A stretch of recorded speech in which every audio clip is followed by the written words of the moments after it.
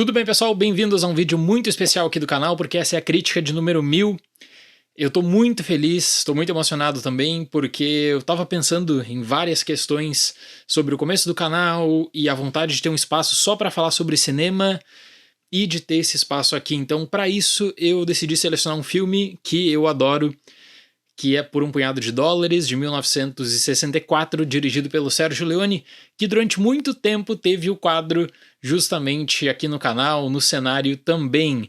Foi um filme que eu já tinha feito, inclusive, conteúdo para membros, e para quem é membro do canal eu vou deixar liberado a aula, tem mais de 1h30 de conteúdo, o link está na descrição. É uma crítica que também muitas pessoas pedem, porque eu sempre falo de como eu gosto do Sergio Leone, que é um dos meus diretores favoritos, o maestro Ennio Morricone é o meu compositor, maestro favorito, e o Clint Eastwood é o meu ator favorito, então essa trilogia representa muita coisa também. Então esse é o primeiro vídeo, eu vou trazer os outros filmes também aqui para o canal, é óbvio. Então muito obrigado para você que acompanha as críticas, o conteúdo de notícias, de lives, questão de mercado, temporada de prêmios. Quando eu criei o canal eu quis trazer esse espaço só para discutir sobre cinema e eu fico muito contente com a comunidade que nós criamos aqui.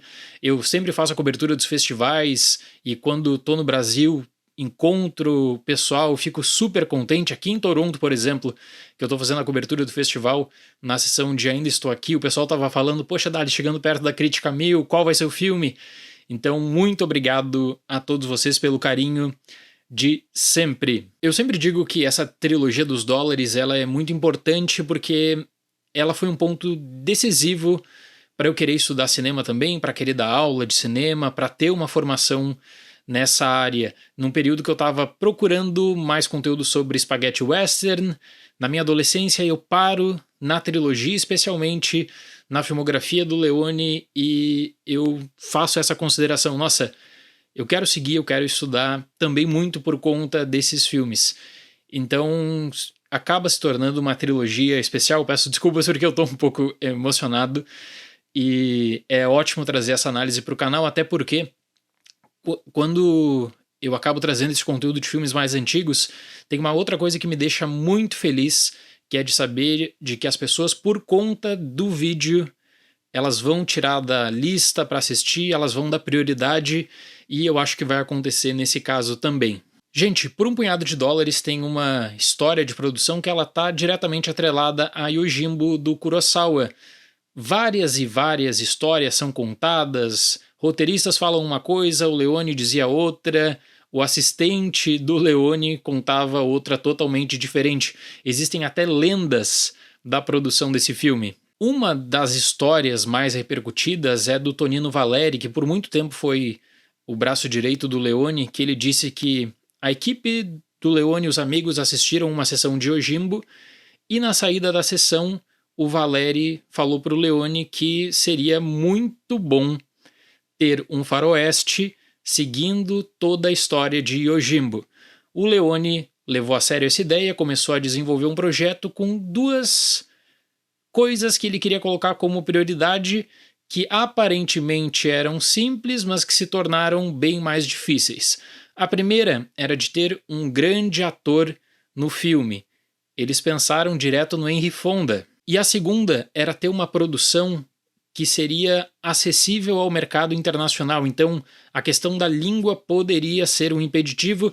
Eles não queriam fechar uma produção só para o mercado italiano, queriam visibilidade internacional também. Só que aí o Leone descobriu que o financiamento era muito mais complicado do que você ter uma ideia de ter o Henry Fonda no filme, até porque o Fonda não iria para um projeto que seria uma aventura na Europa.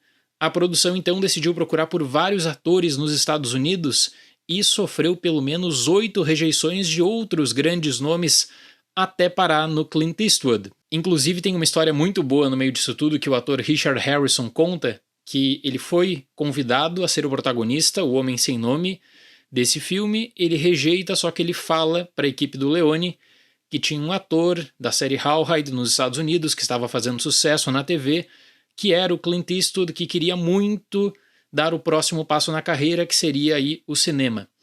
O agente do Clint pensava o seguinte, que para ele conseguir visibilidade no cinema, ele tinha que passar por um período com papéis menores, se adaptar aos papéis menores no cinema para depois procurar espaço como protagonista.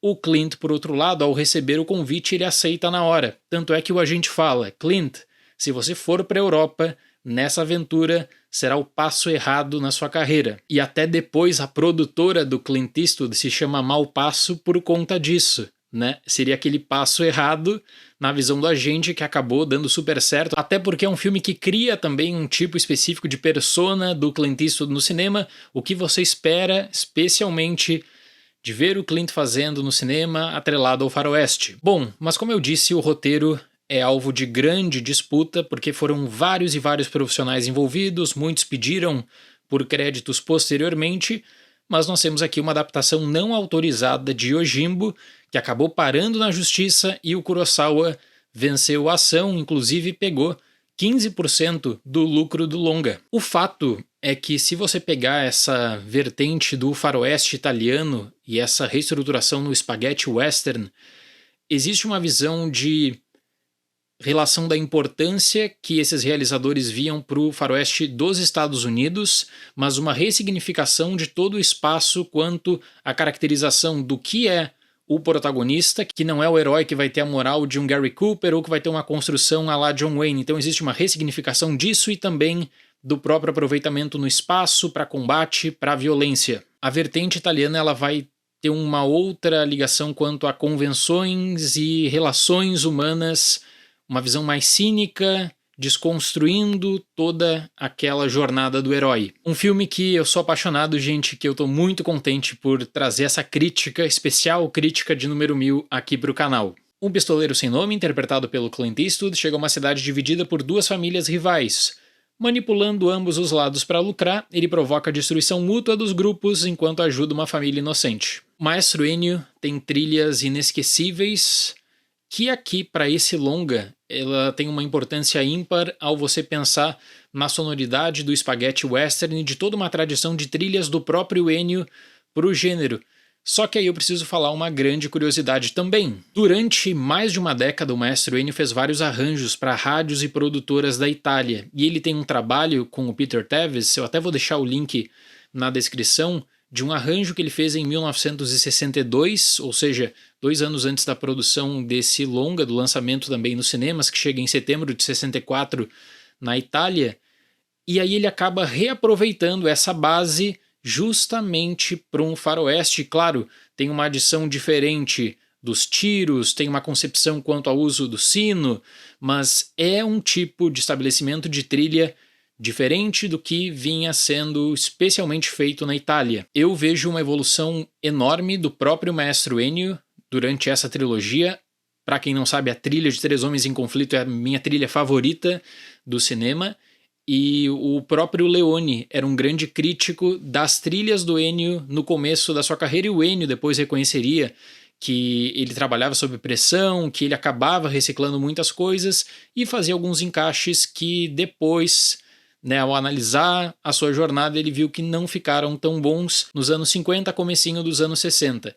Esse experimento poderia ter dado muito errado, de não ter fechado em nada com a identidade do filme, mas o que nós temos é um tema icônico e de toda uma caracterização do combate, do conflito, da jornada do anti-herói que o Clint representa a partir justamente dessas marcações sonoras super importantes. E a partir desse filme também nós observamos a construção dessa mitologia própria do gênero pelo Leone, com o uso do close, a integração que eu falei com a música, os ângulos baixos e esses diálogos muitas vezes curtos, em que a história avança mais por gestos, olhares e ações. Também gosto muito de como o Leone sempre, especialmente nesse primeiro filme, ele coloca o homem sem nome como centralizador no quadro. Isso reforça o caráter manipulador e também observador dele, quando ele sempre parece estar um passo à frente, ele toma conta do conflito que existe entre as famílias e em diferentes momentos ele acaba oferecendo seu serviço para elas. E o uso do close na trilogia dos dólares é muito especial, aqui direcionado mais para o olhar do Clint Eastwood, para as ameaças e leitura da situação. Eu gosto também muito dos planos longos do Leone para lidar com a dimensão do cenário e de toda a preparação para o que eu chamo de ritualística do conflito. Isso cria um cenário diferente de um personagem calculista, manipulador, só que também tem os seus momentos de compaixão. Ele vê essa cidade tomada por um grande conflito e ele vai desestabilizar as duas famílias para tentar dar uma nova chance para quem sobreviver, como a gente acabaria observando. Então você vai ter nesse Homem Sem Nome um protagonista que sofre, um protagonista que é torturado, faz a sua observação, faz a leitura do que ele pode fazer e de qual atitude ele pode tomar, porque é um homem contra duas famílias e ainda assim ele faz todo um isolamento, se recupera e aí parte para o grande conflito. E esse homem não tem ligação com o local, e apesar do pretexto do dinheiro ser utilizado, e você pode pegar vários outros faroestes da Itália que utilizam também e tem referências a dólares e tal, o personagem principal tem uma ambiguidade moral que definiria o anti-herói do Leone. E eu considero o conflito final desse filme histórico e marcante desde a chegada do Homem Sem Nome, aquela nuvem de poeira, ele como elemento central no quadro também, a forma como as outras pessoas reagem, você vê naquele close o olhar de pavor junto dos pingos de suor, dessa tensão que ela é crescente, especialmente com a trilha do maestro Ennio, com um confronto final que eu considero espetacular, seja pela questão da proteção, mas também da retórica toda do revólver contra o rifle, que é brilhantemente desenvolvida. É um filme que tem diálogos mais curtos, mas que foca muito nessa ação, nessa leitura da situação e como o Homem Sem Nome desestabiliza tudo. E aí, como eu disse, a saída dele representa uma chance de reconstrução para o local. É um filme que eu sou apaixonado, que eu penso na entrada desse homem na cidade, na saída desse homem na cidade, do que representa o filme, da grandeza também desse longa, não só para o Spaghetti Western, mas para a carreira do Clint Eastwood também, porque aí ele tem a partir desse filme esse propulsor para voltar para os Estados Unidos mais tarde e já se posicionar como protagonista. Para pôr um punhado de dólares, nota 10. Para tentar tornar o filme mais comercial, que era uma ideia do Leone, todos os profissionais utilizaram pseudônimos nos lançamentos internacionais, o que acabou dando certo.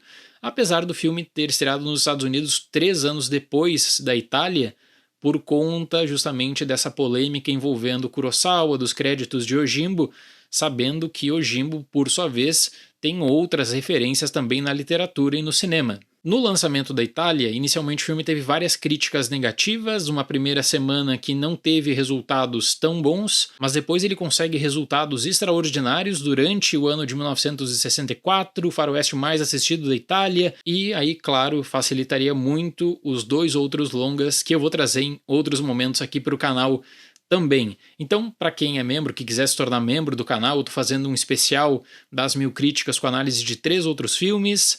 Vai ter também, dentre esses 3 outros filmes, uma discussão e aula completa sobre 3 Homens em Conflito e já publicada essa aula de 1h30 com mais conteúdo extra e discussão sobre o filme de hoje. O link está na descrição também. Certo, pessoal? Muito obrigado pela atenção, até mais e tchau!